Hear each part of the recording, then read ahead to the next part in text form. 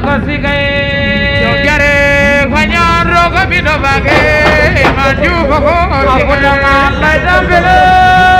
jaya ralaya anano gele aku jangan leda bele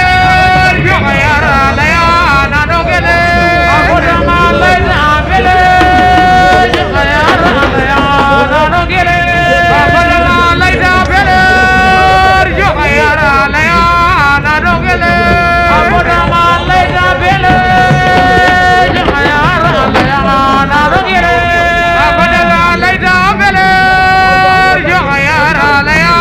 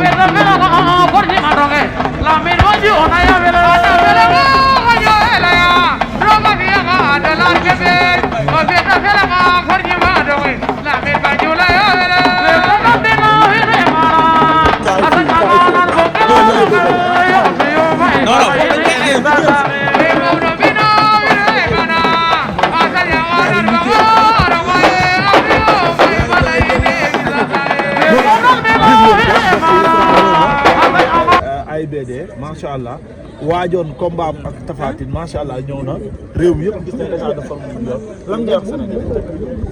sant yàlla bu baax xam nga sant Issa bu Mamar yi xam nga di nuyu ñëpp Sénégalais yi xam nga di nuyu tamit sama jóge xam nga di nuyu tamit sama gars yi xam nga ñoo ma jël si mel ni man xaw moon sax ñoom dañ may jël si bari ma kii ak Eva ak Sindi xam nga di nuyu waa Parcelles bu baax a baax di nuyu tamit aussi waa Dakar xam nga waa Parcelles di ziar ñëpp quoi vraiment kontaan naa trop et puis di wax xam nga bonne et heureuse ay année xam nga année bi doon ak mbégte jàmm salaam yàlla na ñëpp am jàmm daal ak na yëpp lan nga yëg ba ne Tapha Tine da nga koy duma daan ko lan nga yëg ci loolu wax jooju rëy na de. am nga doole mën ngaa xeex. tey laa ko gën a mën a waxaat suba buñ ko tëggee mu duma ko daan foo teg loolu. maa mën maa ko doole loo bëgg a déggaat France lan nga jëlee France. waaw li ma fa jëlee bu arbitre sifflé dina wàcc arbitre bu wàccee loxo dina xam li ma fa jëlee moom da ngaa wone ay vidéo Tapha Tine ba ñu wan la ay faayam ba tax nga tëb ne ba mu koy duma daan ko. jëli su wax ji bëree wala bu guddee moo ko guddal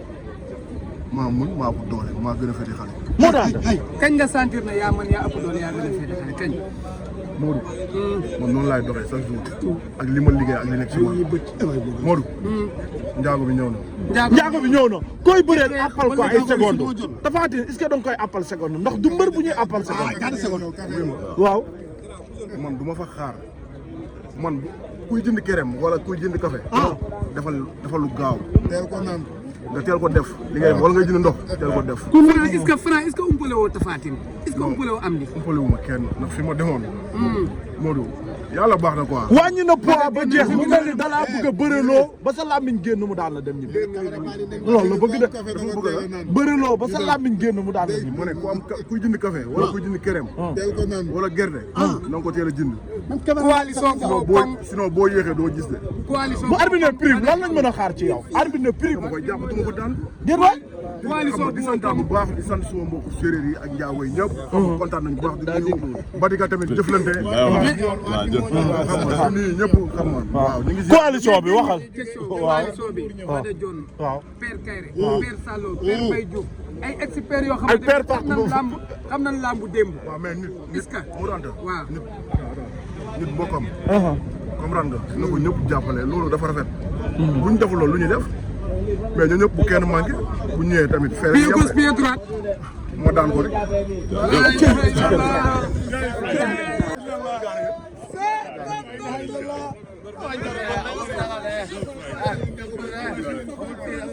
jago baa ngi nii xale jago baa ngi nii xale Dafa dëgg góor yàlla la.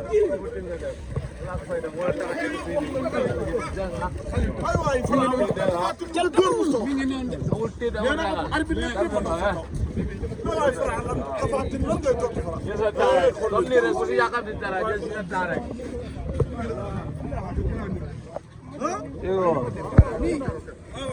ay tontu du faram waaye ki mu ko sekkal borom takk biir borom miin ci bat borom saakaane moo daan kii naa moo daan wax na Tapha Tine ko góor mu soog dama tiit teel na góor bal bi mu ci andi ala Francky Francky li ba jàmbalo